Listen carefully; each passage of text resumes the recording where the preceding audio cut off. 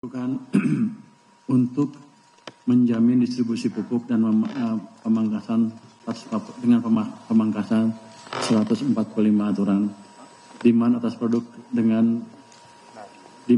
produk pangan pendukung MBG seperti ayam dan telur meningkat signifikan tanpa gejolak inflasi.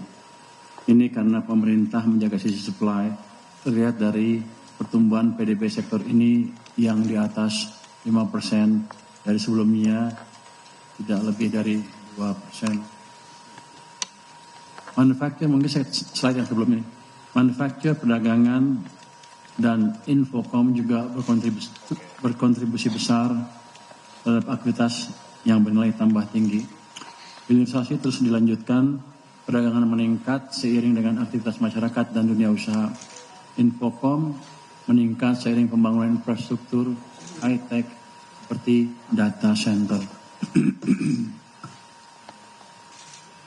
Berikutnya, kinerja sektor pertanian ditopang subsektor tanaman pangan yang tumbuh 9,94%. Next, ini di tahun 2025 seiring peningkatan produksi padi dan jagung.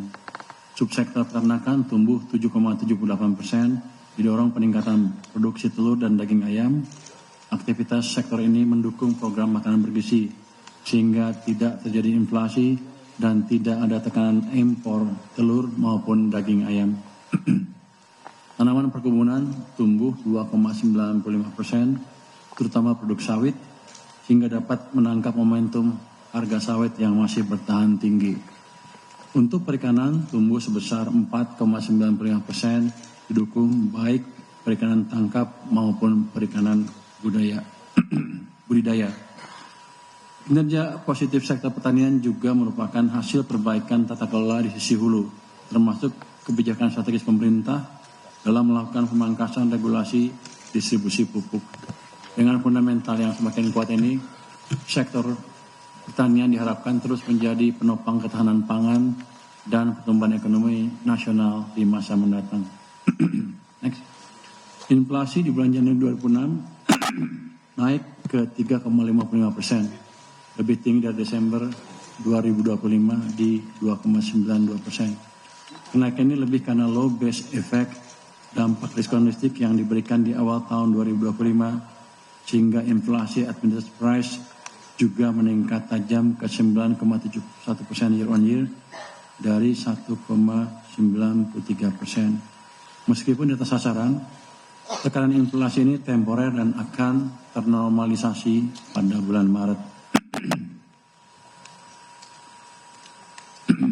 Beberapa komoditas pangan mengalami penurunan harga, mendorong inflasi volatile food turun signifikan menjadi 1,14% year on year dari bulan sebelumnya sebesar 6,21%. Inflasi volatile akan terus dijaga melalui kebijakan stabilisasi pasokan dan harga pangan, serta penguatan peran Bulog.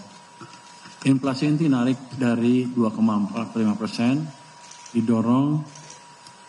inflasi inti naik ke 2,45%, didorong oleh kenaikan harga emas perhiasan yang tumbuh sebesar 76,5%. Jika harga emas dikeluarkan, inflasi inti non emas bulan Januari 2026 mencapai 1,33%. Rendahnya inflasi ini membuka ruang bagi pemerintah untuk lebih ekspansif mendorong ekonomi tanpa resiko hyperinflation atau kepanasan. Jadi kadang-kadang orang melihat inflasi umum, tapi yang lebih bersih dari pengaruh global adalah inflasi inti yang non emas yang 1,3%. Sehingga kita bisa menyimpulkan dalam keadaan sekarang ekonomi belum terlalu kepanasan, sehingga masih ada ruang untuk mendorong ekonomi tumbuh ke tingkat yang lebih tinggi tanpa memicu inflasi yang berlebihan.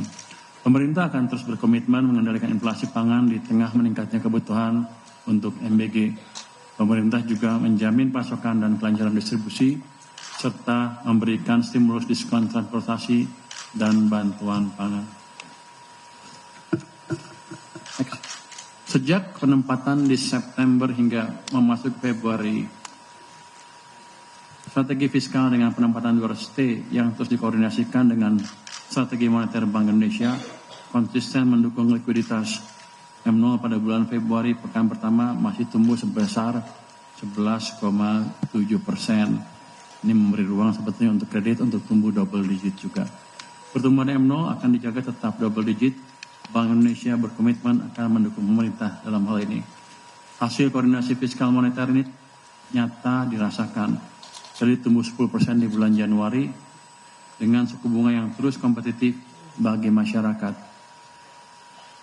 Suku bunga kredit sudah turun ke 8,80% per Januari 2026 dibandingkan dengan Agustusan lalu yang berada pada level 9,12%. Komitmen koordinasi kebijakan yang disepakati dengan BI akan terus dijaga dan kami bertemu Gubernur BI Jumat pekan lalu untuk konsolidasi kebijakan. Penempatan 200 triliun saat jatuh tempo di 13 Maret nanti akan langsung diperpanjang 6 bulan ke depan. Jadi bank tidak perlu khawatir kehilangan likuiditas karena pemerintah akan terus mendukung likuiditas di pasar. Kami mengharapkan bank lebih bersemangat mencari debitur tentunya dengan tetap menjalankan prinsip kehati-hatian. Jadi kan jangan banyak orang itu, Maret habis, apakah banknya akan kehilangan likuiditas karena uangnya ditarik pemerintah? Dengan pernyataan barusan saya tegaskan bahwa hal itu tidak akan terjadi. Kami akan evaluasi kembali September nanti, 6 bulan setelah perpanjangan. Harapannya ekonomi sudah semakin bergerak lebih tinggi, berbagai program prioritas pemerintah semakin terlihat hasilnya, dan antara sudah semakin berperan, dan dana non-residen sudah semakin banyak masuk ke Indonesia dengan kinerja ekonomi dan kepercayaan Indonesia yang terus membaik. Itu tadi keterangan dari Menteri Keuangan terkait dengan kondisi keuangan negara dan juga potret terkait dengan inflasi saat ini di angka 3,55% dan juga suku bunga. Dan namun pemerintah menjamin terkait dengan inflasi harga pangan dan menjamin akan adanya pasokan pangan serta distribusi yang merata di seluruh wilayah Indonesia.